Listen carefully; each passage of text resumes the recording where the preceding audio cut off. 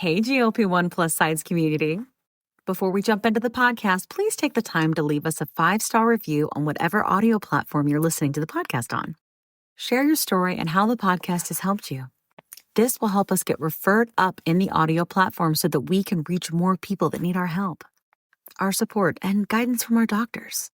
Help us get loud and change things. Are you interested in understanding GLP-1 medications like Ozempic, Wegovy, or Mounjaro? Then join us on the Plus Sides, Cracking the Obesity Code, the groundbreaking podcast helping people change their lives one episode at a time. The Plus Sides podcast is a disruptor. We're breaking down barriers, smashing stereotypes, and sharing inspiring stories that'll leave you feeling informed and empowered. Join us every week to learn from doctors who are specialists around GLP-1 medications like Ozempic, Wegovy, and Mounjaro. They'll provide you with science and facts to validate these incredible stories. But that's not all. We'll also bring you the voices of the GLP-1 Mounjaro TikTok community, real people who face the challenges of obesity-related diseases and disorders and discovered the incredible plus sides of GLP-1 medications. Our episodes are filled with heartwarming stories, laughter, and moments of triumph. You'll connect with our amazing community members who are reclaiming their health and experiencing their fullest lives. Are you ready to embark on a journey of discovery and empowerment? Tune in to the Plus Sides, Cracking the Obesity Code, and together we'll change the narrative around obesity and end the stigma. Subscribe now on YouTube or your favorite podcast platform and join our incredible community. Let's celebrate the plus sides of life together because every story deserves to be heard.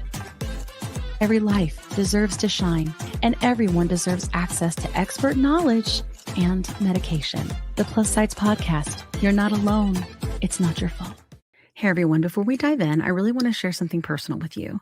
About, I want to say like 8 to 10 months ago, after losing 100 pounds on GLP-1s and keeping it off for a long time, I started regaining out of nowhere, and I was terrified. But I also started having hot flashes and bouts of crying and snacky cravings and waking up at 3 a.m. unable to go back to sleep. It turns out I was in perimenopause. So I started hormone replacement therapy, which is also called HRT, through a telehealth called Winona that specializes in this. And it changed everything. And now I'm sleeping better and my hot flashes are all but gone, thank God. And I feel like myself again. And it turns out that you can actually start perimenopause as early as 35. And well, I'm 46 and she's here. HRT has really come a long way and there's just no need to suffer anymore. So if you're like this and you're in the same boat, you can check out buywinona.com and you can use the link in our link tree to save some money. Want the fastest working GLP-1? For half the price, Ro now offers FDA-approved weight loss injections cheaper. With results you can see faster. Lose 15% of your weight with the formula from Eli Lilly that hits not one, but 2 hormones to curb hunger and nausea. Weight loss faster, confidence higher, price cheaper. See if you qualify at ro.co/TV. Welcome to episode 9 of the podcast. Yes. If you are new here, where have you been? We've missed you. You got some catching up to do. Exactly. This is a podcast that was driven out of TikTok from the GLP-1, Mounjaro, Ozempic, Wegovy, obesity community. And we focus on obesity education and advocacy so that we can help other people know that they're not alone and that there is actually treatment out there now, medical treatment. You're not alone. It's not your fault. And huzzah. So that's what we're doing here is to give you everything you need so that you feel very confident that you can go and advocate for yourself when you speak with your doctor about these medications. No more being a doctor reverse. They are there. They know. Yay. So I'm Kim Carlos. I also came out of this community. I've been on the medication since July of last year. I have been on several at this point, and because of insurance and but I've lost 60 pounds. I struggle with genetic obesity, a binge eating disorder, all which has seemed to be addressed. And I'm doing really well. I've completely changed my life. I have a new lifestyle because of these medications and what they were able to do in terms of removing food noise for me. So I enjoy exercise and all of these cool things now that I didn't before. So that's my spiel real quick. Next up, Janine, tell us about you. Oh, you're on mute. We got to hear your wonderful voice. Tell us your voice. Here I Your am. beautiful voice. There we go. Here I am. Of course, my janky Wi-Fi, but I feel like it's sort of become its own little fun thing, you know? Like, you know Journey what? will Yeah. raise twice. Yes. Every day is an adventure. So true. Well, you know what? Living in the area the cat and I live in, it truly is an adventure every day. Yeah, Truly, sure. but but Mhm. I am Janine on TikTok, Instagram, YouTube. I'm the Janine. The Janine. I'm the Mounjaro flight attendant. I've been on Mounjaro for 4 months, and it's completely changed my life. Completely. And I'm not just talking about the weight, but it's because obesity is a multi-layered disease. Yes. It has changed so many things for the positive. So that's me. Huzzah. Yay. Thank you for Huzzah. coming. And Janine is also our resident type 2 diabetic, so she can really bring a good perspective to this in case we miss it, because Kat and I, we are so we don't have to worry about it just yet. And luckily we'll never get there. So Hopefully you won't. that's what we're shooting for. We want everybody to shoot for, right? Yeah. Okay. Yes, indeed. Kat, tell us about you. Hi, I'm Kat. I have been on Mounjaro on and off because we had that shortage during the holidays, and I stretched it out like crazy, and that was interesting. But I did maintain. So October to now, I have lost 60 pounds, maybe give or take, maybe 5 extra, up and down, because that's how it moves now.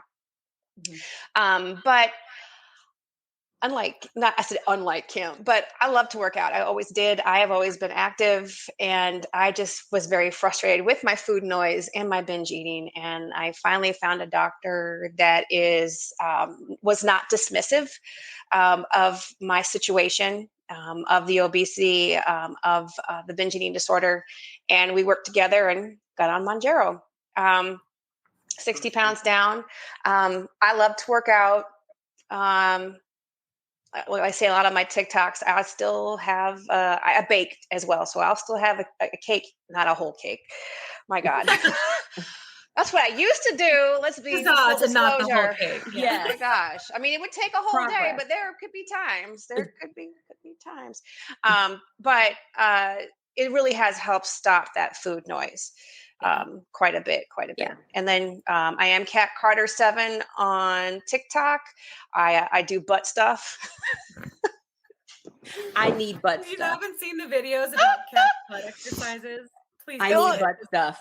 It frustrates me that people are talking about Ozempic butt and Mounjaro butt. We don't get those butts because we work out. So I show you squats. Yes, squats. And you know what? Use bands. Bands are great.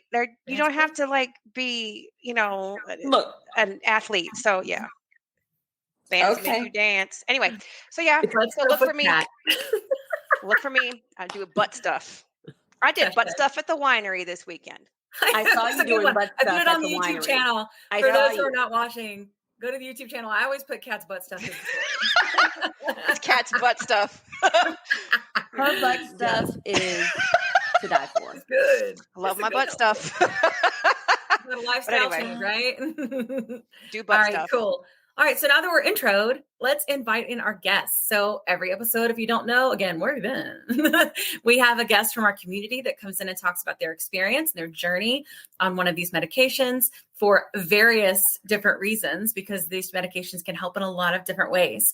And then we also invite on some sort of specialist to help kind of validate these stories so that they can understand that it's not just people out here with our testimonials talking, which is incredibly powerful, but having somebody tell us, hey, guess what? This is actually true. And there's facts and data and science to back up all the things is really important, because that's how we change the narrative. So we're glad that you're here to do this with us. And I would like to invite in Beth. Hey, Beth. Hey, Beth. How are you?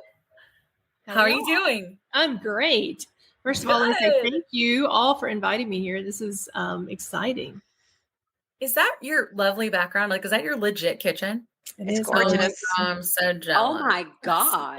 It's gorgeous. Look, oh my gosh. It looks like out of a magazine. We ripped it out a year ago. We remodeled the whole thing 1 year ago. So it was fabulous. Yeah. It is gorgeous. Absolutely gorgeous. Thank you.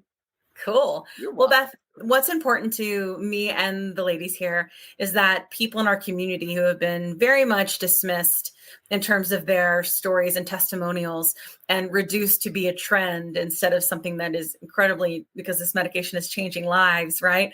I don't want you to be filtered. I don't want you to be cut. I want you to have the space to be able to stand and tell your story. So for the next 15 or so minutes, if you could do that for us, we'd love it. Tell us what you want. Speak from your heart. Know there are people out there watching you right now that probably have a similar story.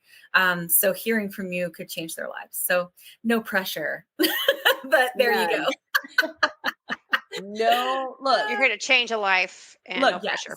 No pressure, Beth. We just want you just to like tell it well. Yeah, no, tell it like it is. Tell us your story. So I'm Beth. I am from Birmingham, Alabama, born and raised in the area, and the Southern food has always been, we've got a tradition of that, right? Yeah. They're in Atlanta. They understand. Oh yeah. So I grew up in the 80s where, it was this low fat craze in America. And my God, I remember that. Yeah. You a sleeve of Snackwells and you think you're being good, Oh my gosh, Snackwell. Insulin is like, shoo. Yes. Yeah. So, but I was born, 10 pounds, 6 ounces. Like I've never in my life been skinny ever. I've never known a normal weight my whole life. And so, when I was a little girl, I was diagnosed with a pretty rare hip disease. It's called leg perthes. So I was not able to run or jump or do any kind of weight bearing exercises from the age of like 4. Tell your 4-year-old not to run and jump. Until I was about 9 or 10. So I wore leg braces, like the whole thing. And that really, was a hindrance for me personally that I know that that was something that kind of kickstarted my obesity, the beginnings of it for sure. But you just, I started my first diet plan when I was 11 years old. Wow. My dad bought us all these. Do y'all remember Richard Simmons, the Deal-A-Meal cards? Oh, yes. We had Deal-A-Meal. Yeah. So we did that. I was literally like 11, maybe 12. And then, my mom took me to my first Weight Watchers, which she went with me also because she also struggled her whole life with obesity. I was 12 years old walking into a Weight Watchers meeting. And, it's just so, you think it's your fault, right? We've all been taught, if you just worked harder, if you were just tried harder, did more, do this, don't eat carbs, do eat carbs, don't eat fat, do eat fat. My whole life has been this contradiction of the rules of weight loss. And in the meantime, I just got bigger and bigger and bigger. And then kind of in high school, I just kind of gave up and just did my own thing. And I didn't, I just am who I am. And I didn't let my weight really dictate my success in life. I was like, this is who I am. This is who I'm going to be. I'm okay with it. Like I love myself. I had plenty of self-esteem, right? But it was just, I was obese and I always have been obese. And so, I've done every diet, name it. I've probably done it just like most everybody in this community. And sure, I would lose weight. Absolutely. And then I would gain it right back. Plus 10 pounds every time. You're on this roller coaster, up, down, up, down. And so I did that until, until now, honestly. But then in my mid-20s, I was finally diagnosed with PCOS, which I had started having symptoms of PCOS when I was like 15 years old. And you didn't know at the time when you're writhing in pain in the middle of your cycle, what is causing this? Well, that was my ruptured ovarian cyst, right? And then all the classic symptoms, I had them, and I didn't know what it was until I was probably 25. And that's when I got married. And then, you're trying to conceive, and I had to go through infertility and all of the, we got pregnant with the help of fertility treatments and reproductive endocrinologists. And it's been a struggle, every part of it. And now I realize, looking back, every part of that was because of my insulin resistance. And I'm not diabetic. I'm not a type 2 diabetic, but I am pre-diabetic and I have had insulin resistance my whole life, no doubt. And all of these medical issues have stemmed pretty much directly from that. But because I'm not technically type 2, you just get treated as if, you're just lazy, right? Yep. And it's been a rough ride. So all that to say, in last year, I decided finally that I was going to have gastric sleeve surgery. Mm-hmm. So I was like, I'm ready for it. I'm there, and I go to my doctor. He's very supportive. You have to start these 6 months to prove that you're losing weight for insurance to pay for it.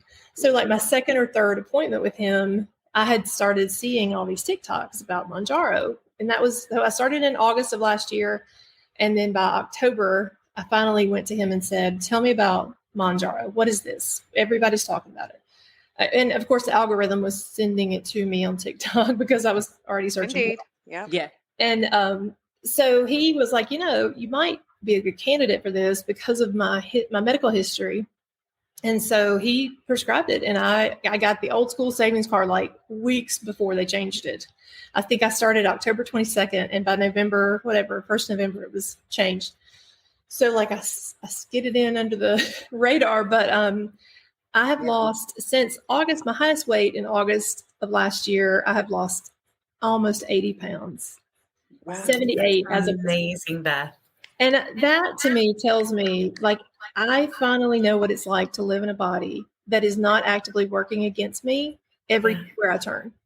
It is so eye-opening to not have that noise, that voice inside your head that's constantly telling you, eat, eat, eat. What are we eating next? When is our next meal? Yeah. And I've talked to some family members, who have never struggled with any type of weight thing. And I'm like, it just turns off that voice inside your head. And they go, what voice? Yeah. Right. Like, what do you mean? Yeah. They have no idea. And it just like, you just go, okay, well, that opens a lot of, that shows me that my whole life, it's not been my fault, right? Like my body has been broken and this drug has fixed what was broken. And it's like my PCOS symptoms have just everything, the whole package. It has improved all of my liver enzymes. Like my blood work is great. I go every 4 months for blood work because I have a rheumatologist, because of other health issues. I take, Humira and methotrexate and like a lot of arthritis type medications. All of my blood work is better, improved immediately within months on Mounjaro. It's amazing. It is. Wow. It is. Yes. And you just go, this drug is going to save so many lives. Yeah. And I lost my mom in January of this year. She struggled her whole life. She went down the same path. She was a type 2. She had heart issues. She had chronic kidney disease. She had all the things, right? And I was her caregiver at the end. And it really was so eye-opening of like, in your heart, how hard it is to be an obese 70-year-old person, to live your whole life in that body. But to see it and to witness it and to take care of it for her really like made me step back and go, okay, I have to change this trajectory that I'm on for my kids' sake, for my sake, because I don't want them to have to do what I had to do for her, and it's, and I think that this drug, if it had been available, she would have benefited from it so much. But I'm so grateful for it, right? Like I'm so thankful that I'm living in this time where it's available, and I wish it were more available to everyone who needs it. And I understand that is changing, hopefully, but we're working on it. That's what this podcast is part of doing, Right. We're getting loud. Exactly. And the fact that we're even having this conversation, I'm 45 years old, and like, this is the first time in my life I've ever had hope. Yeah. Ooh, agreed. Hope. Wow. True. The audacity of hope is what Janine says. Right. The audacity. That was Obama's book, right? Yeah. But sure. Let's use it. My, forever president. So I just count it as my saying. I like it. It's true. The audacity of hope. Like, the audacity.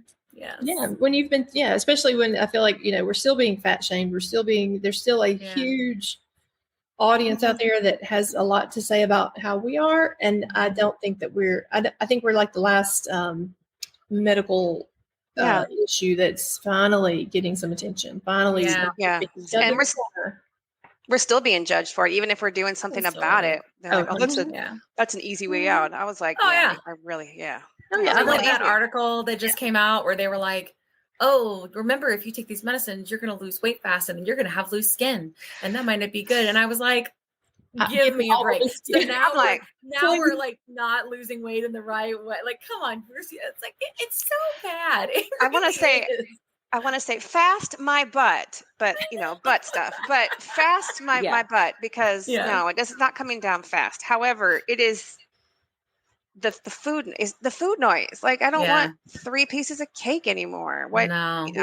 I don't obsess about it. And that's for me too, Kat. I don't know if you've experienced that, Beth, because you did mention food noise, but like for me, even though I have a tremendous amount of weight technically to still lose to get in like the happy BMI land, which, we all know that's BMI is racist as hell. It's mostly bullshit, seriously. It is. But it's a gauge, right? But even for me, if I didn't lose another pound, I would stay on this medicine as long as it was safe forever, because what it has done for me mentally, especially with that food noise piece, I didn't know it was a thing until it was gone. You know, it already improved. It already improved your health.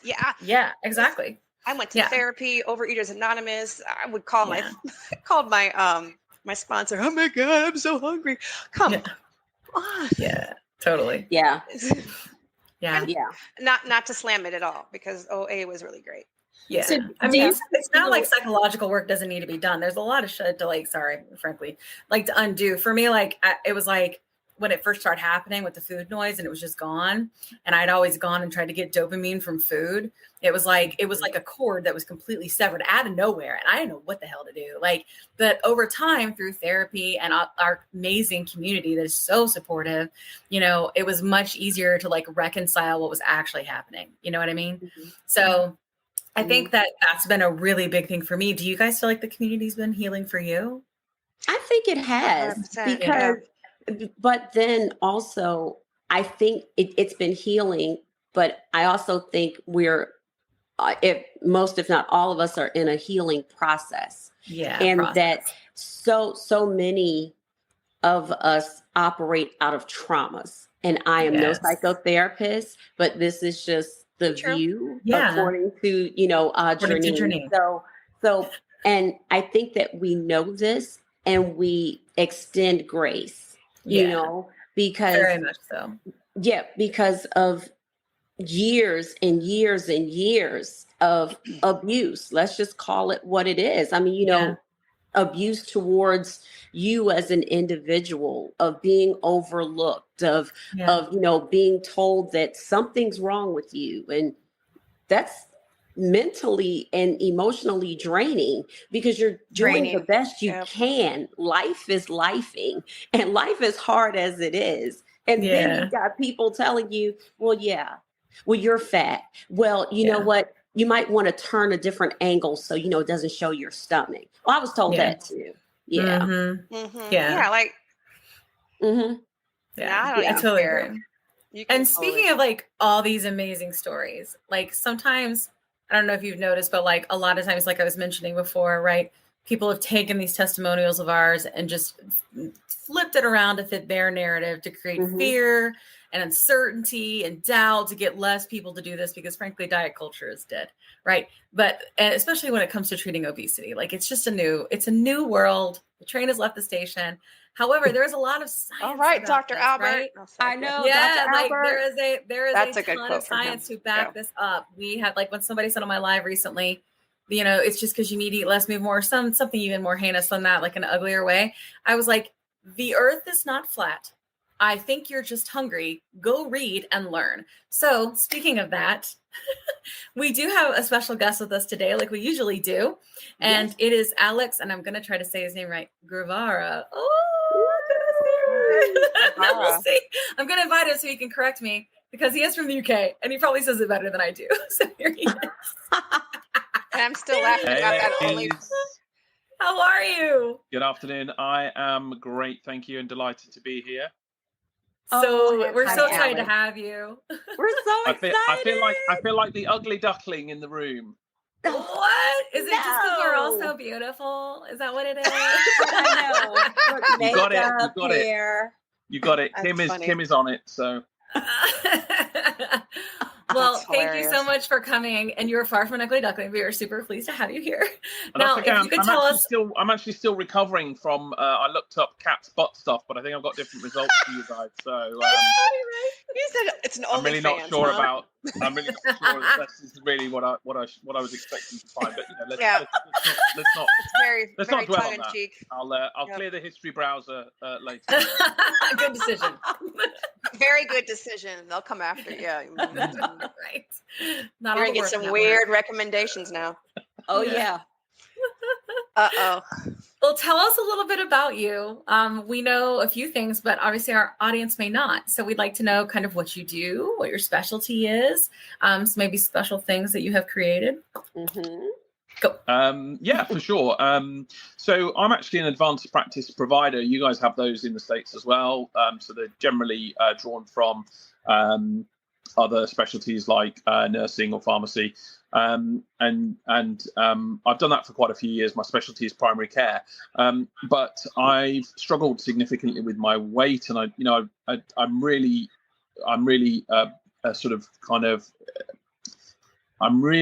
interested to hear you guys talk about this trauma issue.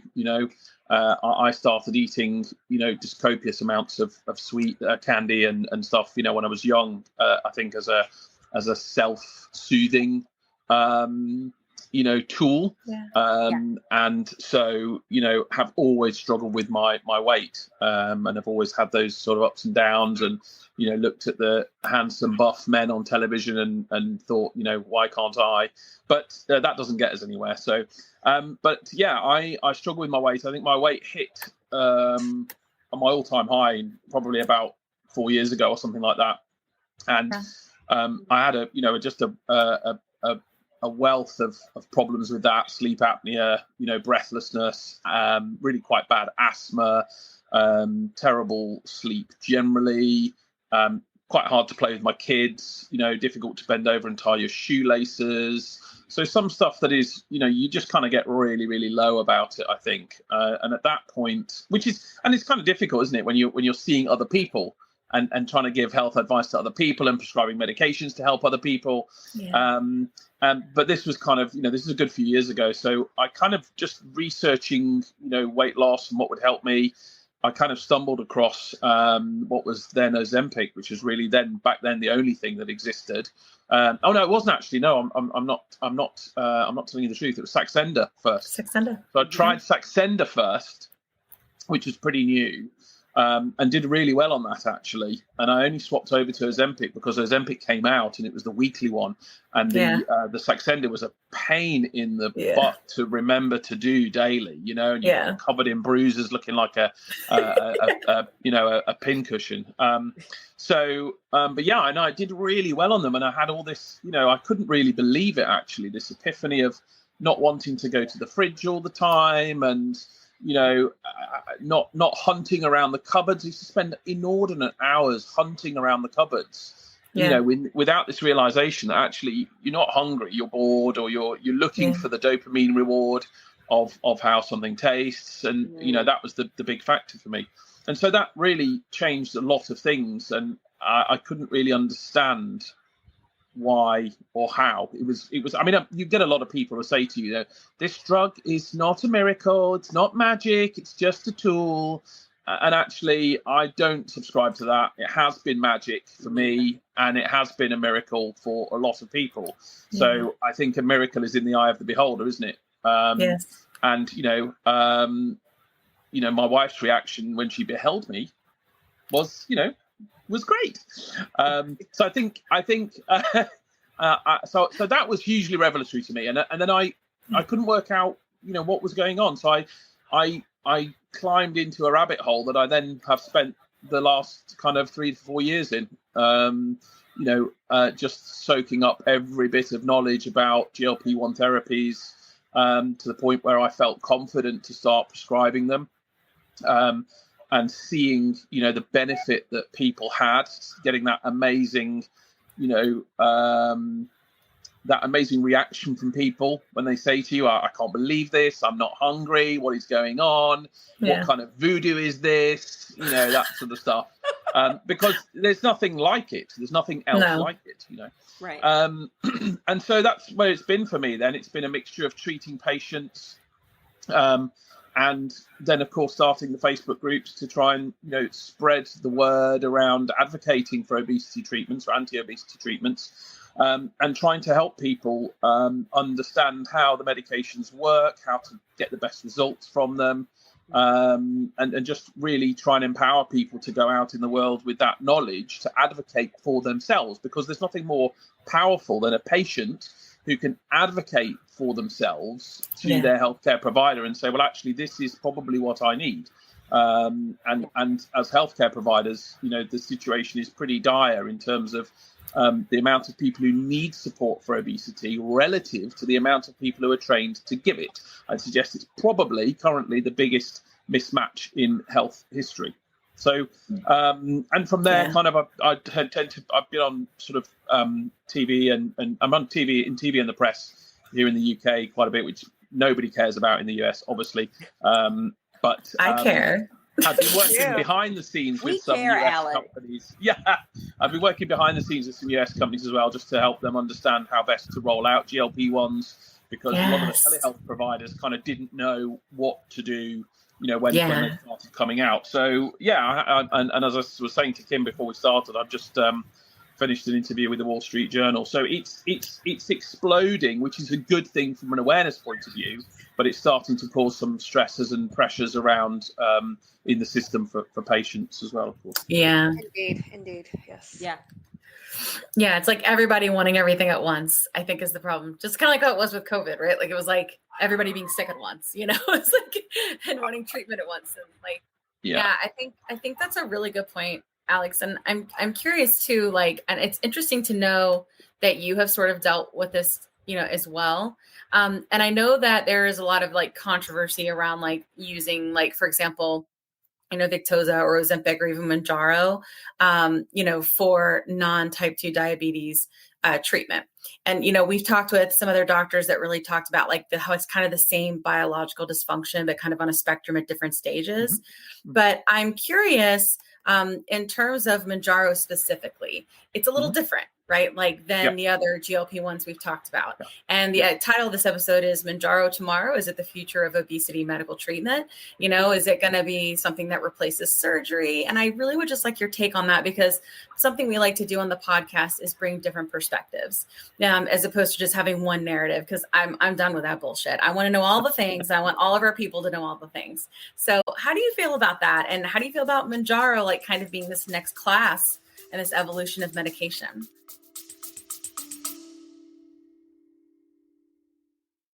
Quick pause here.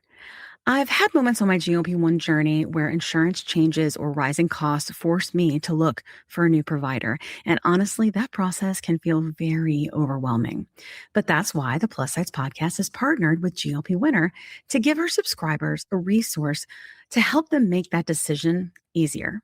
GLP Winner is a comparison platform that lets you explore telehealth providers in all 50 states, whether you're looking for brand name medications or compounded options. You can see pricing up front, read reviews, and get a clear picture of which provider might align best with your needs. Check it out today at glpwinner.com/plus-sides. That's glpwinner.com/plus-sides. Don't forget the Z. Let me tell you a quick story. I was telling Kat how I was regaining weight after my 100-pound loss using GLP-1 medications, and I was having snacky cravings and waking up at 3 a.m. and I had hot flashes, and I was worried. But Kat was like, listen, I went through this last year. It's perimenopause, and I started HRT, and she used this company called Winona. So I started going there to see if this was something that was going with me. Turns out it was, because I'm 46. And it's been amazing. It's taken a while to find the right dose, but once I did, it's just been huge. I've been sleeping. I feel more myself again. And the hot flashes are gone, which is, really bad. So I will tell you, it's just been so big for me. And so I wanted to partner with them on the podcast because obviously many of our listeners are going through this same age range and definitely are having these issues. And there's just no need for you to suffer. So if you go to the link that's in our link tree, you can click on that and save money. If you go there and you meet all the criteria, and this might be something for you to try. So I just want to make sure you had this great resource because it's just been such a big difference for me and Kat. Again, you can go to the link in our link tree and get what you need.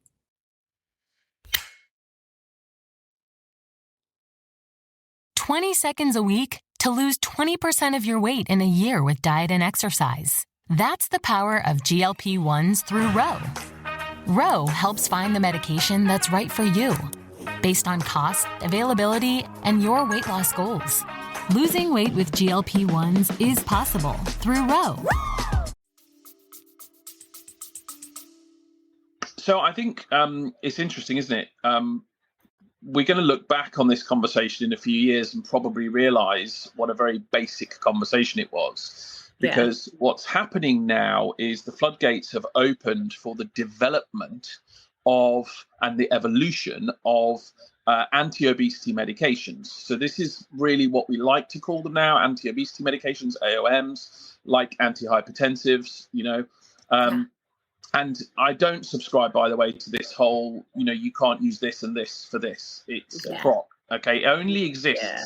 It's important for people to understand it only exists because of the way that the system works in terms of saying, well, this drug has to have a wrapper, have a label, and have a marketing license. Okay. Drugs have been used off label or off license, whatever you want to call it, for decades. Mm-hmm. And this is no different. What has happened is the shortages have created polarization and a little mini war where people who can't get their medication feel troubled and distressed by that, which is completely understandable. And, the off-label use has become somewhat divisive. But if you can step back from that, for me as a clinician, I want to treat all my patients. I don't want to just treat these with this because this label says it's approved for this. So the whole approval thing is a bit of smoke and mirrors in terms of what, these drugs do for the body, because regardless of whether you have overweight, regardless of whether you're carrying excess weight with comorbidities, regardless of whether you are pushed into this lovely class of weights that we love to push people into, you're obese class 1, class 2, class 3, you're morbidly obese, all these horrible terms that we talk about. We're so behind into I'm not going to go on a tangent, I promise, because I know it's okay. We like tangents here. But this is such a key thing. Is we've gone a long way in the medical community to make sure that we don't talk about Joe Blogs or John Doe as he is a diabetic. Okay, because what you're doing there is you're defining somebody by their illness. So he's not a diabetic. He's a person with diabetes. He's a person who has diabetes. And by the same token, nobody is obese. Okay, you are a person with obesity, or you are a person in a larger body. We're not defined by our diseases. So we need to think about this, this language that we use to try and, address people as a person. And when you do that, you see people as the people, not as the disease. Yeah. So everybody who's in this room who has obesity, who's living in a larger body, who has pre-diabetes, who has insulin resistance, who has type 2 diabetes, of any type 2 non-insulin dependent, type 2 insulin dependent, all these people would benefit from incretin therapy. Okay, because incretin therapy is what we're talking about. So the incretins are the natural hormones that we are synthesizing to produce the results that we are. So what we're seeing at the moment with Mounjaro specifically is an evolution of the pharmaceutical process that started way back when with actually going way back into sort of things like exenatide, where we're using the incretin pharmacological action to do all these wonderful things. And it's been a steady evolution since then. And what Mounjaro does is the first drug to take both of these incretins, so the GLP-1 and the GIP. It's the first drug to add the GIP into the mix, because you said, listen, if GLP is having such great results, what about the other incretin? What about GIP? And actually, when you look at the research in across those two incretins, what you find is that actually GIP has a greater responsibility, it has a greater action than GLP-1, which is what makes Mounjaro much more effective than simply having GLP-1 such as semaglutide on its own. Interesting. Now, it's really exciting. I mean, actually, when you compare the two side by side, the differences are not as great as people think in terms of the overall weight loss. Yeah. What is different is the side effect profile. So Mounjaro has a much kinder side effect profile. Much more people suffer side effects. Much less people suffered side effects on Mounjaro than they did on Wegovy, even though weight loss was roughly equal when you factor in all the sort of the differences. So it's the side effect profile that that Mounjaro has really cracked. But this is what's really exciting and important is everybody's hailing Mounjaro now. But in a few years' time, Mounjaro will simply be a step on the evolutionary pathway for these medications. It will simply be another option. You know, we might be talking about it like we talk about Saxenda now. You know, like, wasn't it great? Wasn't it great? You know, when it came out, it was fabulous. You know, did you used to use Mounjaro? Yeah, I used to use it as well. But I'm on this one now, and it's way better. You know, so. The brutal truth, unfortunately, is that, you know, this is a huge money market. You know, money markets are forecasting that incretin therapies are going to be worth $50 billion by sort of 2030. So make no mistake that this is a train, to use Mike Albert's analogy. And I was speaking to the other day, actually, by the way, he's my obesity man crush, and by that I mean he's the best, right? he's the clinician that I just can listen to all day, you know. We talk about this is a common analogy, this train, getting on the train, and you know the train has left the station for sure in terms of obesity treatment, but make no mistake, it's also left the station for obesity treatments. And this is now the next big class of drugs that people are looking to develop to earn money for their shareholders. So you've got Novo Nordisk, you've got Eli Lilly, you've got Pfizer coming into the battle now. So Mounjaro is fantastic. There's no doubt about that. It's going to be short for some time, I think, because there's a huge demand. And it's definitely the latest evolution. But please, you know, be clear that it is only the latest evolution that is going to get taken over in the next few years by other similar medications. Yeah, that's crazy. That makes me think of so it's a lot better than how fen was, where it was killing people and giving them heart attacks and stuff like that. Like, whoa. This is like actually protecting our hearts and our organs. Like, it's crazy. Yeah. It, like, helps all the things. I think what's also worth mentioning is that, you know, as we do more research, because, you know, with drugs, you guys will know, you do a phase 1 trial, a phase 2 trial. The phase 2 trial then really gets you the permission to do the large scale phase 3. And then, you know, the large scale phase 3 is really kind of what gets you your audience and your user base. And then we get into what I call the guinea pig stage. I say that slightly flippantly, but, you know, phase 4, which is where the drug manufacturers monitor what is happening with patients who are using the drugs over time. Totally. And so we learn quite a lot in those stages as well. And, you know, what we're learning from those stages is that there are other things that these medications are doing around cardio protection and neuroprotection, so reducing some of the inflammation that we think is associated with Alzheimer's, reducing some of the load on the kidneys and being generally renally protective, protection for the heart, so reducing cardiovascular disease. So what you might see as we move forward is actually these medications, some of these medications, whether it's semaglutide or tirzepatide, you may see these starting to have approvals requested for them, FDA approvals applied for these specific indications, whether that is to reduce cardiovascular disease, whether it is to treat PCOS, et cetera, et cetera. So because obviously the wider application they can use them for, the more insurance cover they can get for them, and therefore the more, you know, more patients they can get on them. Yeah. Okay. Yeah. Okay, great. Go ahead. Oh no, I was going to ask my question. Ask your question, Pat. Look, go Kat. Go, Kat. No. Look, go ahead. Go ahead. Well, because we talking about like speed. I'm just, what we're learning on the GLP-1 Facebook community versus how the UK and the United States. We're already ready. We know medicine sucks in the US, but could you shed some Maybe not the medication.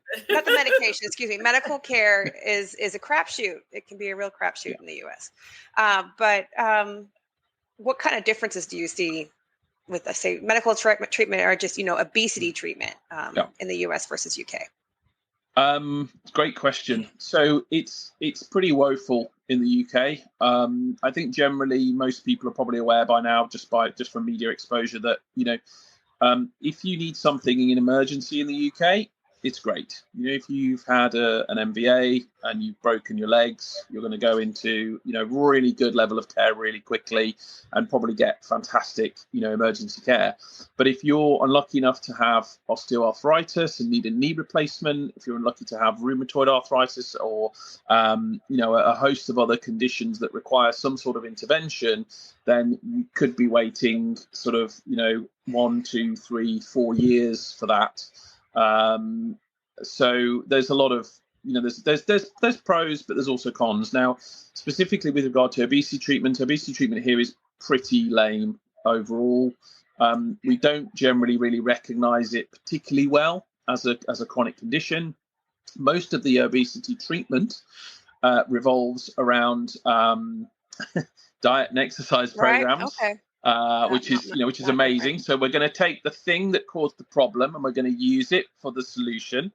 That wouldn't happen in any other area of medicine, by the way, just so we're clear. We're going to give you the food to try and fix the problem with the food. That's not a thing. So we're not really using, any advancement of therapies really to address it. There is bariatric surgery as an option, but you're looking at having to wait until you're probably over a BMI of maybe 45. And again, long waiting list. And before that, your knees are going to be shot and your blood pressure is going to be terrible. And, you're not going to come back from some of these things, because just helping people lose weight does not reverse the damage that is done to your body over time. It just doesn't. Your knees don't grow back. The stuff that's missing in your knees that's been worn away from having too much weight on them does not grow back. The change in your blood vessels that causes high blood pressure is not magically going to disappear just because you lose weight. So we're getting to these people far too late. Now, in terms of GLP-1s, we have Saxenda and Ozempic, which are available privately. So you pay cash for those. We don't have those on the health service, the socialized health system. Wegovy was due to be launched. It's been pulled now with no release date. So it's been pushed back indefinitely because essentially Novo just do not have the supply. They're struggling to supply in the US, and you'll know that they've just announced a national shortage of all doses up to and including 1 milligram. So they just cannot make it fast enough. So we don't have Wegovy. And even then, when we do get Wegovy, which will be authorized for obesity or for obesity management, again, you've got to have a BMI of minimum 35 with additional comorbidities such as cardiovascular disease or some cholesterol problems, etc. So again, and by the way, my favorite is currently for a maximum of 2 years. So at the 2 year mark, you will be pulled off that medication and released into the wild to look after yourself with your chronic condition, and good luck. But that's because I think to some degree there's some fear around the level of cost that could be incurred by trying to treat such a population that we've got in terms of the a population of the sheer number of people carrying excess weight. So Kat, overall, I think the answer to your question is pretty poor. The only bonus we have really is that GLP-1 therapies are cost limited because of the arrangements that the European Union has with drug manufacturers. So to buy your medication is considerably cheaper than in the US. Wow. And I mean, probably what is Mounjaro, and like how much does that cost US there? So if you're looking at the most commonly used one for weight management at the moment is, without a doubt, is Ozempic. And that's probably going to run you around about, with the exchange rate at the moment, probably about 250, 270 US goodness. dollars. Wow. It's like $1,000 here. Yeah, for sure. Oh, at least. Yeah, absolutely. At least, yeah. So, but I think it's fair to say that, that is still out of people's reach in the general population. People just generally at the moment in the UK cannot afford, $200, $250, $300 a month for, for anti-obesity treatments, generally. And even if they can, it's without, it's not without significant sacrifice. So it's just not a viable. And of course, obesity is strongly associated with poverty. Yes. Yeah. So the majority of a lot of the people who are going to be struggling with their weight are going to be struggling with, their finances anyway. They're going to be struggling with, housing issues and, a whole picture around poverty and socioeconomic lack of upward mobility. So the irony is that the people who can least afford it are the ones that probably need it the most in a lot of cases. Yeah, we have that here too. We do. Yeah. Yeah. So it doesn't sound much different. And I don't see that changing anytime soon, because we are, the UK is crippled with its health system. Its health system is literally on its knees. The only chink of light really that you guys have is the pressure that's going to be building on insurance companies to start including cover for weight loss medications. Yeah. It's slowly starting to seep through. I would guess it's probably going to take another 5 or 10 years. But you are slowly starting to get companies offering, weight loss medications as part of a benefits package, for instance, to lure them into, to job roles. Yeah. Wow. Well, Alex, that I, just heart you, but with everything that you said, and with, the European health system, and then with the US health system, we're in kind of a turmoil over here with the Mounjaro savings card that Eli Lilly launched, that Beth talked about, how she, got it, she skidded in and was able to get it, where you can get a 30 or 90-day supply, depending on the pharmacy, for $25. With no, diagnosis code required. So what are your thoughts on the Mounjaro savings card? And do you think another savings card will be available for Mounjaro? So I think it's important to, and I've sat in on quite, and I don't know if any of you guys have, but I've sat in on quite a few of these Eli Lilly profit calls that they have. And what's interesting is that, first of all, they play their cards very tightly to their chest, understandably so. But I think it's important to understand, having spoken to people behind the scenes, the surprise that was caused by the uptake of the savings card for people using it for, anything other than diabetes. There was an absolute tsunami of people who realized, fantastic, you don't need a diagnosis code. So in one way that was a huge boon for them from a marketing point of view, but in another way, it really had quite a negative impact on them financially relative to what they thought was going to happen. So back in, as Beth said, back in sort of November time, they made there was a lot of kind of behind the scenes discussions going on. They made a conscious decision to really try and lock out its use for weight management as opposed to diabetes. So what they wanted to do was really try and get the card use down as much as possible, so that and of course by doing that they get the supply, they don't have such strain on supply. So they wanted to try and prioritize the supply for those with diabetes. Understand that, because that is what it was launched for, and that is for them where they were going to earn their money, because that's what the insurance companies will cover it for. So Right. effectively, all these people using the card were getting it subsidised, which was fantastic, but was never going to last at the rate that it was. So this graduated lockdown of stopping people using the card more and more month on month was really, unfortunately, my understanding, part of their overall plan to rein things in. Now, so for most people, I think it's fair to say, because not a lot of people have coverage for Mounjaro for weight management. So for a lot of people, that card is going to come to an end at the end of June. So at the end of June, they will not be able to use that card to obtain fills for $25 if they're not using it for diabetes management, or if their insurance doesn't cover it. For those whose insurance does cover it, they get a reprieve until December. I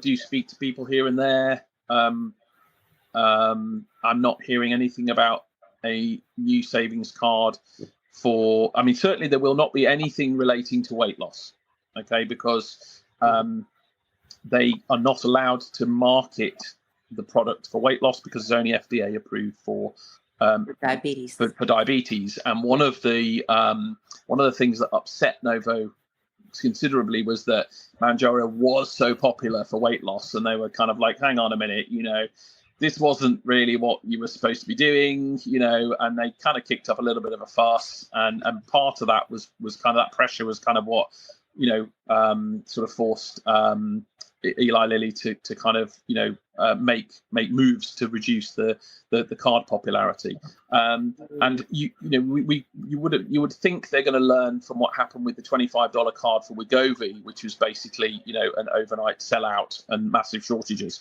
So nobody's really still quite sure whether or not Mounjaro is going to get launched as a separate new product, or whether it's going to be one of the sort of first ones in this class to have a dual approval. So it'll be Mounjaro approved for diabetes and approved for weight loss.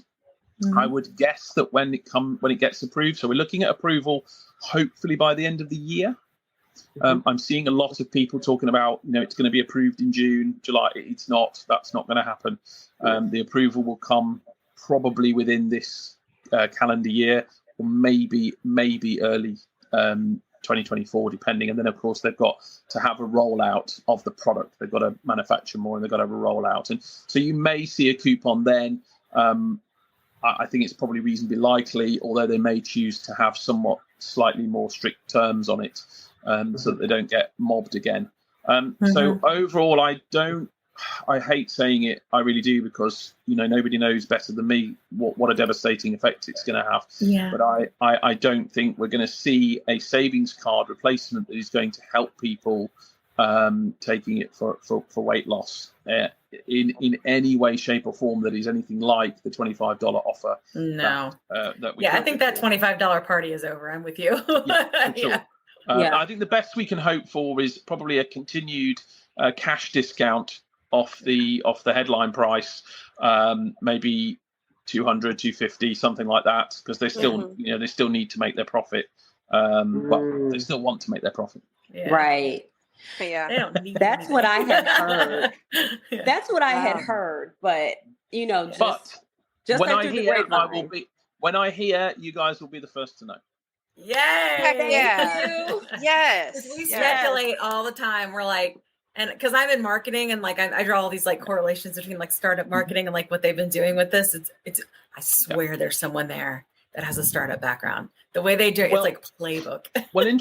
Interestingly, of course, what you're going to see is, Wegovy are now going to get their supplies back from, we're told, from September, which probably means next January.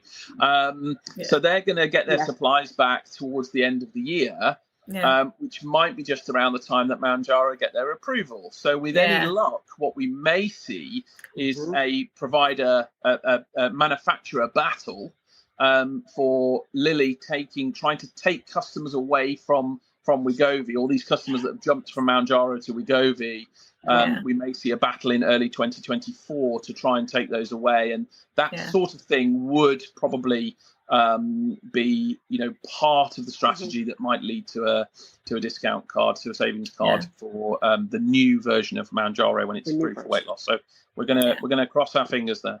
Yeah, I can't help but wonder too, and this is just like, will they do anything? Like, or will they provide, or will they go to the pharmacies and provide air cover and just say, just keep taking the coupon? Like, I can't help but wonder if something like that will happen, because we're talking about like 3 months, right? Yeah. Between them launching the biggest drug of all time, right? And then when, everything's going to stop, they're just going to lose people. But I agree. Like, I think there's going to be competition, and that's going to help, drive down prices. Now, that being said, everybody listening, I don't know shit about this. It's just my opinion. So I think when you say drive down prices, I think there's a pretty finite floor for how low the price will go across both companies.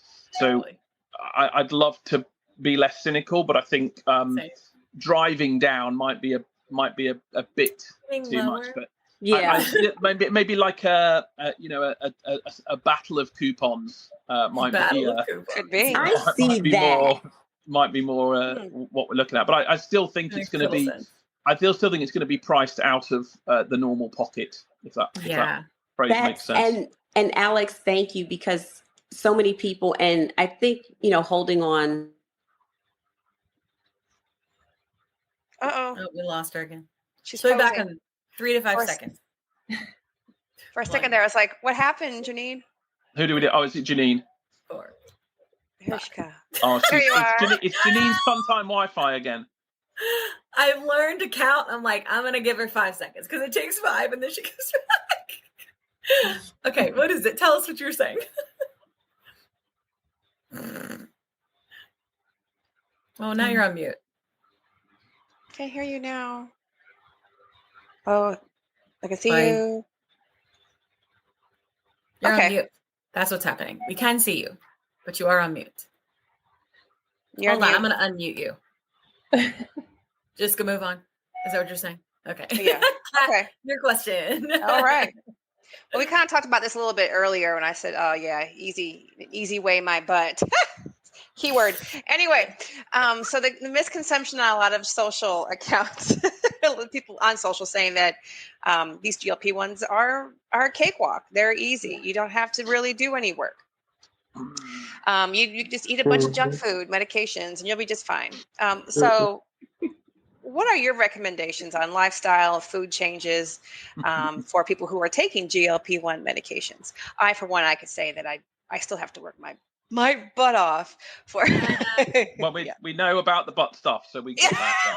Yeah. Let's have a cat. Yeah. So I think I saw something the other day, and it really kind of resonated with me. I can't remember who it was. I've got a feeling I want to say it was probably on TikTok. But I actually think that taking these medications is an easy way to lose weight. And you're going to look at me and go, "What? I'm sorry, what? What did he just say?" I think we need to stop the interview immediately. I'm intrigued. I am so intrigued now. I want to tell you what that meant and why it resonates, because here's the thing. I want to lose weight easily, and when I take my Ozempic, it's easy for me not to eat. It's easy for me not to go in the kitchen. It's easy for me to think about other things. It's easy for me to feel more confident because I'm not so bloated. Losing weight should not be hard. It shouldn't be the white knuckle ride of having to drag yourself to the gym for 2 hours every day, not being able to have treats that other people have, not being able to have a bit of chocolate for the movie, or not being able to go out for an occasional meal. To be honest, this whole thinking about losing weight, I find exhausting. Totally. Agreed. I find it absolutely exhausting when I have to 100%. think about all these things all the time. So what these medications do for me and for a lot of other people is they do make it easy. We don't deserve to have to work so hard to lose weight. all the time, every day of our lives. That's a punishment, you know. Yeah. We wouldn't do that, but we wouldn't expect anybody else to deal with that. So I get what you're saying. I totally get what you're saying. It's not easy, and you're right. There are other changes that need to happen, but I just want to kind of, I really want to address this, because I think that I see a lot of vitriol and a lot of kind of what's what I'm looking for, sort of superiority about this, you know, where people say, well, you know, you can't just take this medication and, you know, not do anything else. Well, actually, I've got a bit of a news flash for you. I've got, like, you know, 5,000 patients who just take their anti-high blood pressure medication, and I'm sorry, but that is all they do. Yeah. Because they live the rest of their life how they want to live it. They don't. Yes, I could say to them, guys, listen, you want to get your blood pressure down, you need to stop the salt, you need to stop the sugar, you need to stop going out for meals, you need to be, you know, jogging an hour a week. We all have to understand that as individual people, not one of us, not one of you here with me, not any single person watching this video or listening to this podcast understands what anybody else is going through on a daily basis. Yeah. You can't tell somebody you have to do this, you have to do that, and you have to do this whilst you're taking this medication. There is a journey of discovery for all of us when we take this medication about what we can eat, what we can't eat, that sort of stuff. Yes. So to answer your question, Kat, my mantra has always been, because people say to me, well, what do I need to eat? And I say, just actually, I don't want you to make any changes for now, because what's going to happen when you're going to start taking the medication is you're going to feel strange. You're going to have some psychological changes. You're going to have some behavioral changes that you're going to need to get your head around. Like, why don't I want that? Actually, my appetite for alcohol has gone down. The point is, I don't want you to do anything. For the first 4 to 8 weeks, I don't want you to do anything other than take the medication and just, you know, have a healthy fluid intake, and that's it. Because what happens, and I've seen this and I've done it myself, I'm ashamed to say that I've done it myself as a provider in the early days, is you give somebody the medication, you give them a piece of paper or maybe several pieces of paper with loads of dietary changes on. And then there's instructions about exercise and then what you need to drink. And I see this all the time in the group, by the way, all the time in my group. Overwhelming. The provider gives you a booklet of stuff, which is 7, 8, 9, 10 pages long. There's a list of everything you can't eat and everything you can eat. Okay. And I'm here to tell you that is BS. Okay. It's BS. Your provider can give you broad guidelines about what food is, you know, what foods are important to eat for your nutrition, your health. But there was some research that came out, and I can't remember when it was. I'll try and find it and send it to you if you're interested. But there was some research about post dietary information where people change their diet and they use medication to lose weight, and almost all of those people did not change their diet. Yeah. Okay, they didn't. And the reason for that is that humans like what they like. And there is only so much change that can be expected of an individual, right? Unless you're going to move from where you live now to the middle of the top of a mountain where nothing obesogenic is accessible. Yeah. So you're living off grass and cow milk. You're not having any social interaction with your friends. There ain't no cocktails. There's no girls at a night out. There's no work where people bring donuts. There's no shops nearby where cookies are cheaper than apples. Unless you're gonna put yourself in that environment, then you're going to be looking at a situation realistically where your diet is going to look very similar to how it is now, maybe with some tweaks and you know, maybe with and probably most importantly, smaller portion sizes. So I want to kind of disavow people of this expectation that you need some wholesale 180-degree dietary change overnight, because the way that the human brain is built is that it will protect you from any stressful trauma that it sees, and drastic change, whether you like it or not, is proven to be stress and trauma for the human brain.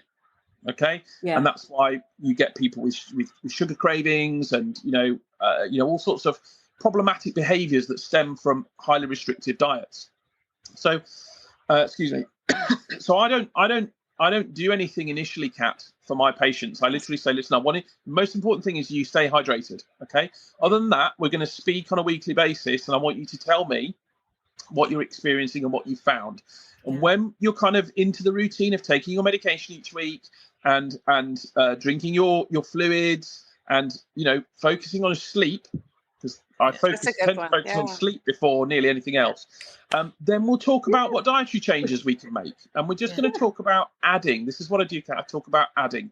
So dietary changes are often focused on in a restrictive or removal. So I like to add. Okay, so you can eat what you want, but I want you to add some vegetables. I want you to add some fiber.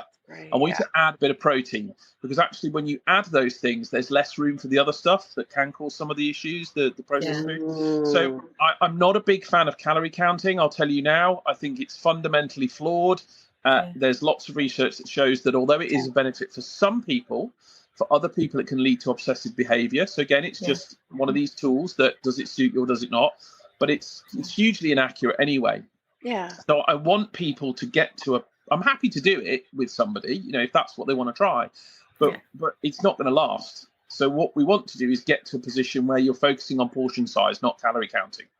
Okay. So you intuitively know, what sort of portion of protein should I be having? What sort of portion of vegetables should I be having? And focus on adding that stuff in.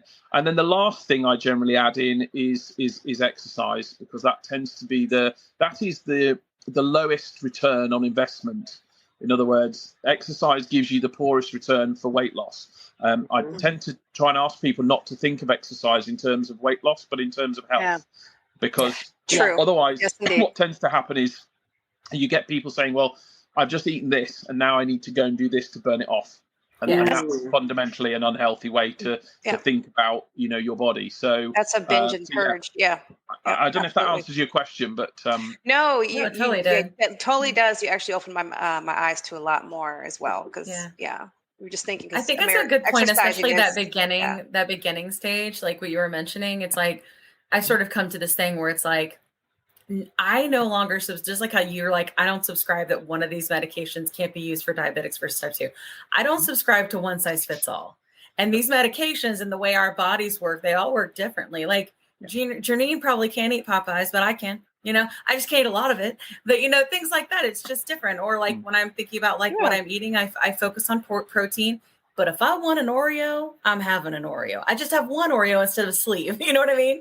And that's how I focused on it too. But there are a lot of people that are like, you need to diet, you need to this, you need to that. And it's like, it does turn into diet culture. Body. There's no one size fits all with these meds or how it's going to react in your body. There's so much evidence to show that the more you force really significant change, like masses and masses of change, the more you're likely to overwhelm that individual.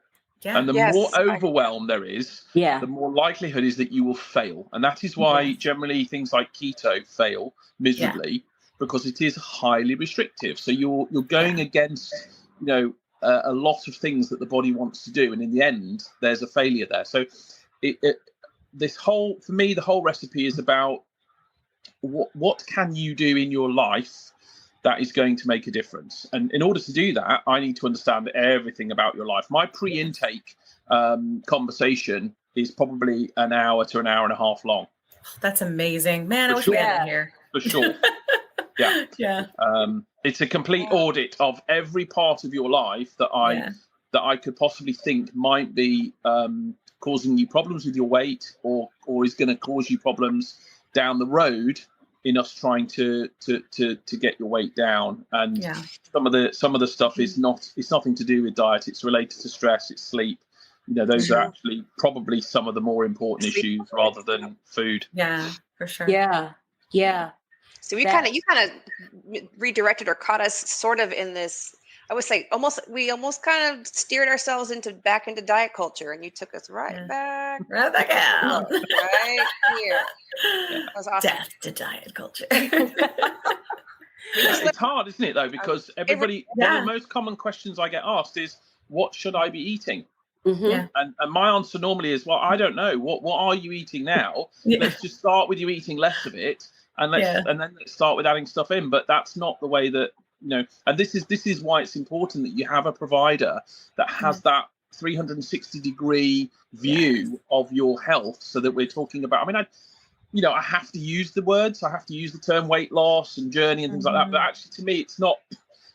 Weight is just one measure of your overall health, so I prefer to look at it as a health journey, not a weight loss journey. Totally. Yeah. And included in that health is self-esteem, confidence, totally. Sexiness, all that sort of stuff that we don't talk about. There's a lot of us who at one time or another will have felt, uncomfortable taking our clothes off in front of our partner, even though they are our beloved, and even things like that can be changed with weight loss, are the stuff that we don't talk about, and which of course takes us back to cat's butt stuff, but that's for another. I love cat's butt. You're hilarious. I love this. All right. Yeah. Alex, this is, I'm smiling outside and inside from ear to ear, because I feel like I've known you for months, and, and to finally be able just to, actually speak with you is just amazing. But with everything that you said, and you touched on it a little before about all of the new drugs, the new GLP ones that are on the horizon, with Pfizer, getting into the game. Would you briefly explain the, clinical trials of these new GLP ones and how these will impact the battle to end obesity? And with the, with the market, it's going to have other GLP-1 drugs. So will it be, step plans? Will it be flowbacks between GLP-1s?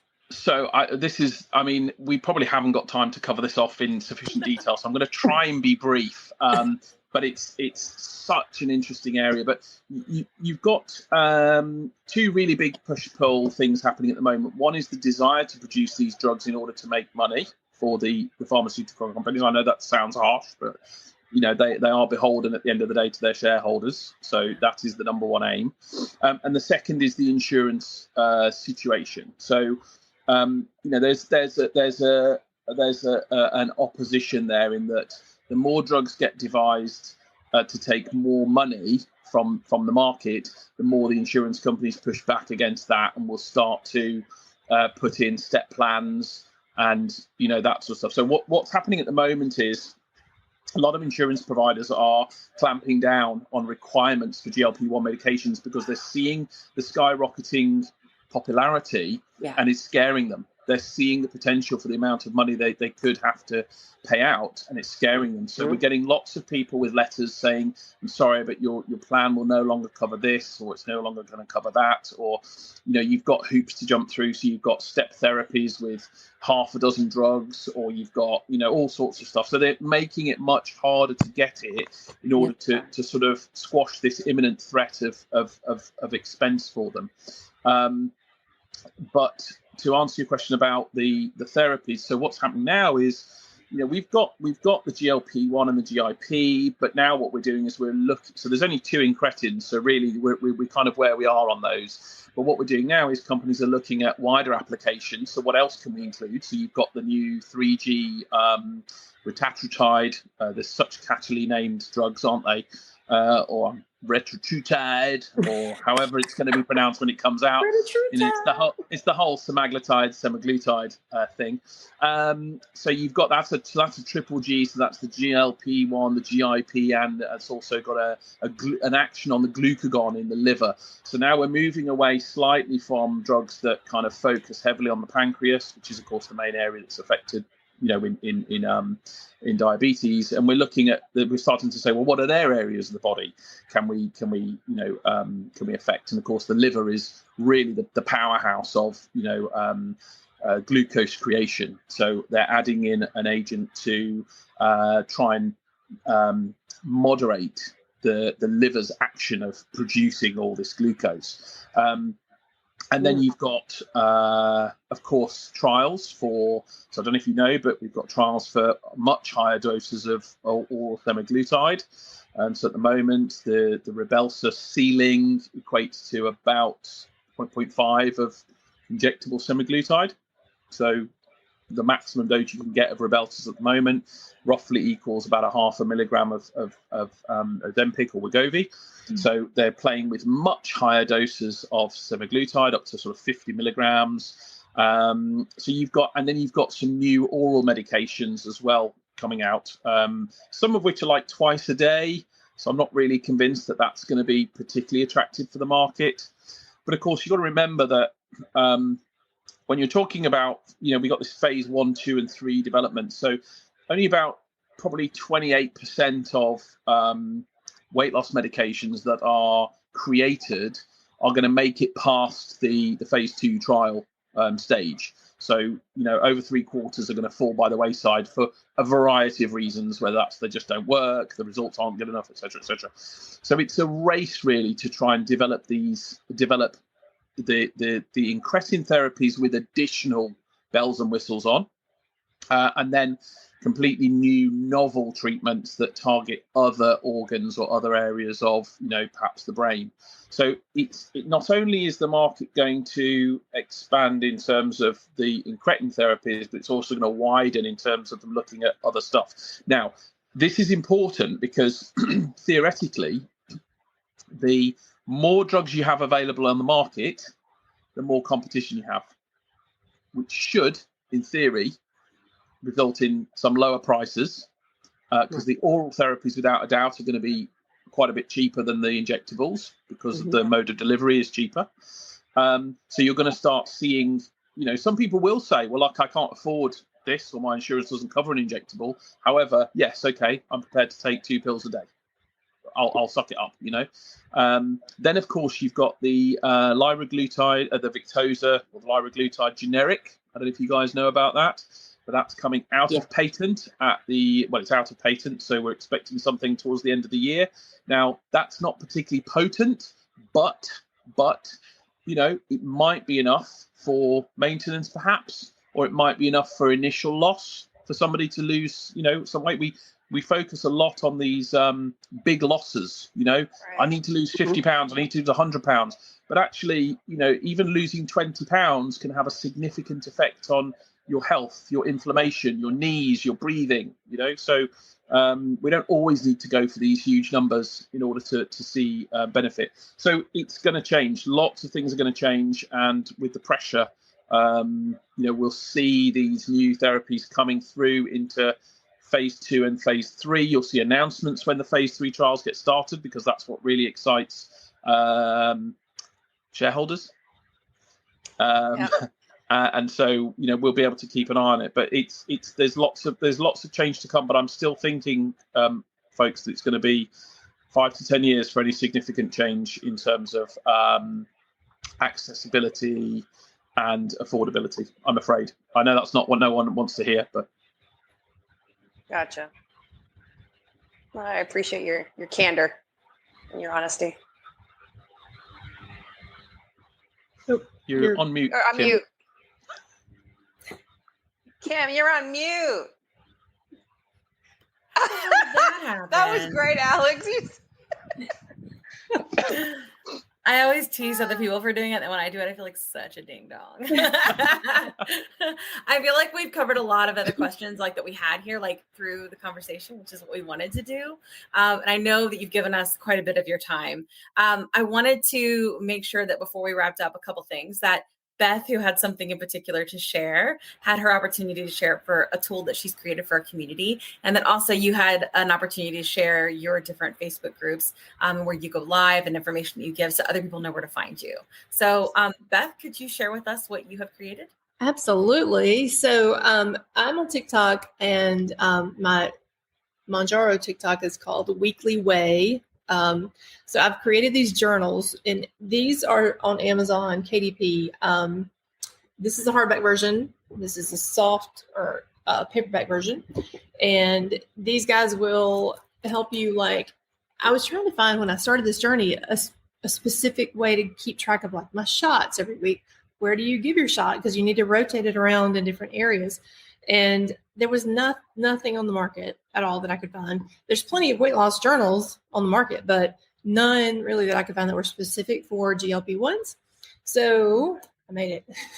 I did it myself. So yeah, and it's got a ton of you can keep track of your shots and how much weight you've lost. And I have all of this on my TikTok channel, so you can see it up close and personal. But yeah, TikTok at Weekly Way is That's really cool, Beth. I mean, I think it kind of tags into what Alex was saying, like, go try this. Let me know how you feel and let's come back, have a conversation about it. Right. You've got it all written down and it's a little bit easier, right? Yeah, you can track your symptoms, because that's what I wanted to know. Like, what causes, whenever I have a negative symptom, which I have had a few, what caused that, and try to go back and kind of correlate, what did I eat? Was it dairy? What was the issue? Yeah. And interestingly, Beth, if I can come in there and say that, that kind of information is really useful when you sit down with your provider. Mm-hmm. Yes. Because quite often we get a hodgepodge of, memories of the week. Yeah, and if somebody comes in with this is what I ate and this is what happened, or this is my dose and this is how I felt, that's really, really useful as a piece of information, so that we can collaboratively come up with solutions to problems. So great. Awesome. Yeah. Well, there's a link in the bio on TikTok if you need to purchase one. I'd be happy. And I'll include it in the show notes as well, Beth. Okay. Thank you so much. You're welcome. And Alex, what about you? Where can people find you so that they can learn more about all this, especially all the things that you have moving? Yeah, I'm in hiding, Kim. I don't want anybody finding me. Too bad. You're out now, man. So I'm at my Facebook group, so Ozempic / Wegovy weight loss support, Wegovy weight loss support, and Mounjaro weight loss success. If you want to come and see what we do, get some hints, tips, find people in a like community who you can moan at, scream at, stamp your feet at, and get some love. Then yes, and I might venture into TikTok one day. Who knows? Yeah, one day. I'll blow you up if you do. That's the best offer I've had in a while. So yeah. I love it. That fits really well into our vibe. Oh, gosh. All right. Well, it's been awesome having both of you. We really appreciate your time. I know we went over a good bit, but this is such good information, and people are really going to feel good about moving forward with their health journey, having this data. So I really appreciate it. Okay. Thanks, and I'll make sure to put all of that in the show notes too, so everybody can have access to the Facebook groups and also the journal. Okay. Great. Thank you so much. Thanks so much. Take care. Take care. Thank you.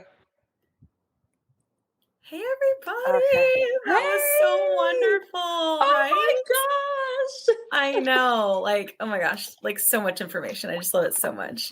Yes. I think our community is really going to enjoy this. And then hopefully other people that aren't on our community yet can, Yeah. But how are you doing? Fixing my hair a little bit. Where is our AT alien, Kat? You're I know. Doing the job. I was looking for the AT alien earlier. He's behind her. He's behind her chair. I think. There he is. We Okay. need our mascot. There's my makeup I was putting on. Yes. I was thinking, we don't go on in another 30 minutes. So put my makeup on. Yeah. Right. Yes. What a doll Alex is. So awesome. I'm going to go join all the groups in the land. I just did. So yeah. Yes. Awesome. Well, we've kind of come to the end, and I want to make sure we have a chance to do our sign-offs, as always, and we can do our classic ones, or if you have new ones, that's cool too.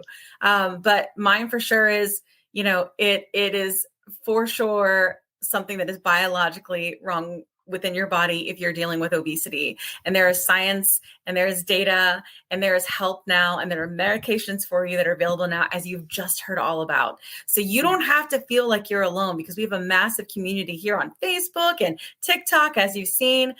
There's a reason this is all blown up, is because we are amazed, and it has changed our lives. Yeah. So please talk to your doctor. You don't have to be afraid to go there anymore. Nope. And if you go to your doctor and they're a giant turd, you can fire them. Because there are plenty that understand this, right? So just know that we're here for you. It's not your fault. You're not alone. Janine, how about you? Yes. Today was amazing. Thank you, ladies. Again, there's nothing wrong with adding and subtracting doctors to your medical team. There is so much help out there. And, thank you for listening to this podcast, because sharing the information, you know, and that's what it's all about. That is where organic grassroots change happens. So, you know, thank you. And I am just so grateful right now. Me too. I learned so much. I'm like, wow. I do too. I learned so much. I learned a lot. You know? And then on my lives, I'm always like, listen, I'm not a doctor, but I interview them on the internet. I'm going to tell you what they tell me, you know? That makes me a pseudo doctor. Sure. That's what it is. How about you, Kat? I feel like Janine, I'm so thankful. I'm so grateful for all of this community, us, Kim, Janine, Alex, Beth, we are the plus everybody. Yeah. I am so thankful. I still live by old Katharine Hepburn, you know, never quit, be yourself, and don't put too much flour in your brownies. Yeah. Especially if you're gluten-free, because that would kill me. Right.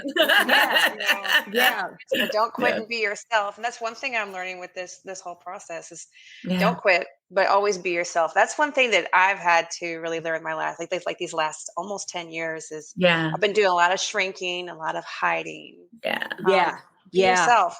And this community has really helped that. Yeah. Look, no more playing small. We don't play small anymore. And I think these medications, so many people have said that now, where like before they would let things slide. Now they're like, oh, heck no. I'm not letting anything slide. You know why? Because it's a marathon, not a sprint. Exactly. What are they going to do with all these people who are recovering from obesity, start to have like, I would say self-esteem, start to speaking up for themselves, because they're so used to us being a punchline or being someone in the shadows. No, we're like the Diana Ross song. We're coming out. Coming out, and Pride Month is next month anyway. We're coming out. I'm not. Yeah, we are. And I'm not appropriating that. I'm just saying. But I see the similarities. Kind of. We're coming out. Anyway. We are. Yeah, we are. No more of this. No more being small, so other people can feel big. You can be big in any way that you want now. You know what I mean? You could before, but now you really can. I mean, now you can. And can I just say, talking about small ladies, your faces look so small. Do they? I feel like mine's puffy. No. Yours is small. Yours is small. Oh, yes. Yeah. You know what? Thank you. But it's the contour. So the contour, yes. Well, you know, we have Ozempic face, you know. Oh, yeah. Ozempic butt. Mounjaro butt. Like I do have Mounjaro butt though. Stop playing. Do butt stuff. We're gonna do butt stuff. It's cool. Got butt stuff. Get you some bands. Get you some bands and just move your legs. I need for you to help me to do butt stuff. At Kat Carter 7. Butt stuff with Kat. Butt stuff. Butt stuff. Because I'm making a video about that today because I feel my tailbone. Uh-oh, girl. Yeah. Can I? I feel it. I feel it. I got so much before that's gone. Like, I got a minute. Like, I'm going to be switching GLP-1s. And I kind of like, but I don't want it. Yeah. No. That's where I hold my stuff. I have to sit on a pillow, like, wherever I go. Oh, no. Okay, Kat, you're going to have to do some butt stuff with Janine. I'm sitting on a pillow now. On my sofa. Yeah. Let's do butt stuff. Sorry.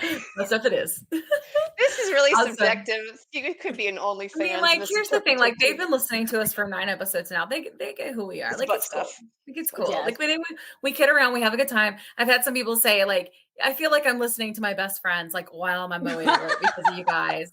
Like, I've had several people say that to me, and that's what we want them to feel like, because we're their community, right? Exactly. And the great thing about community is there is a shit ton of power, and together we can change things. And so I feel like, even though traditionally, and Alex makes a great point, even though traditionally this takes like 5 to 10 years to really become affordable and accessible for all, I would say that with social media, it has changed the game. And I think we can shrink that. But we have to be smart and we have to be educated and we have to handle ourselves in a certain way so that we're not just these fat, angry people taking medication from people who are more No more deserving. shrinking. No That's more right. fucking shrinking, bro. Like nut and bra. Like no more of that, you know? Yeah. So none of that. But just so you know, because now you guys got to know us a little bit better, our next episode, we're going to have Lisa on from our community who actually works in market access and pharma. And it's just going to be us, like community people. We're going to be running our mouths and speculating and all these different things and what's going to happen with a savings card and what's going to happen in June and how are they going to compete when everything comes out together. It's going to be and so good. It's going to be so fun. And it's not going to be based on anything other than we live in the community, right? We eat, sleep, and breathe this stuff. So like, we just want to talk about what we think and we hope that you'll join us. But it should be a good time, you know? Join us. Yes. Yeah. Look. All right. That is our sign. Come on and join us. We're all dancing, even if you can't see on the audio. But it's been a great episode. Thank you so much, everybody. And we will see you next week. Woohoo! See you next week. Hasta la pasta. Hasta la pasta. Hasta la pasta. Let me tell you a quick story. I was telling Kat how I was regaining weight after my 100-pound loss using GLP-1 medications, and I was having snacky cravings and waking up at 3 a.m. and I had hot flashes, and I was worried. But Kat was like, listen, I went through this last year. It's perimenopause, and I started HRT, and she used this company called Winona. So I started going there to see if this was something that was going with me. Turns out it was, because I'm 46. And it's been amazing. It's taken a while to find the right dose, but once I did, it's just been huge. I've been sleeping. I feel more myself again. And the hot flashes are gone, which is, geez, really bad. So I will tell you, it's just been so big for me. And so I wanted to partner with them on the podcast because obviously many of our listeners are going through this same age range and definitely are having these issues. And there's just no need for you to suffer. So if you go to the link that's in our link tree, you can click on that and save money. If you go there and you meet all the criteria, and this might be something for you to try. So I just want to make sure you have this great resource because it's just been such a big difference for me and Kat. Again, you can go to the link in our link tree and get what you need. Today's episode is brought to you by Ro, a telehealth platform that's changing the game of GLP-1 access. What sets Ro apart? Ro understands the challenges of navigating insurance hurdles and the skyrocketing prices of GLP-1 medications. That's why they specialize in getting insurance approvals for GLP-1s. And if insurance is a barrier, they go a step further by prescribing brand name zepbound vials for prices close to those of compound GLP-1s. With Ro, you're not just getting a prescription, you're getting a partner in your journey that's helping you access affordable treatment and guiding you every step of the way. Whether it's insurance approvals or cost-effective alternatives, Ro is here to make sure that you get the medication you need. Visit ro.co/plussides with a Z today to see how they can help you take control of your weight management journey with affordable, accessible care. That's ro.co/plussides with a Z, making healthcare work for you. Check out the link in our show notes for more details. Are you interested in understanding GLP-1 medications like Ozempic, Wegovy, or Mounjaro? Then join us on the Plus Sides, Cracking the Obesity Code, the groundbreaking podcast helping people change their lives one episode at a time. The Plus Sides podcast is a disruptor.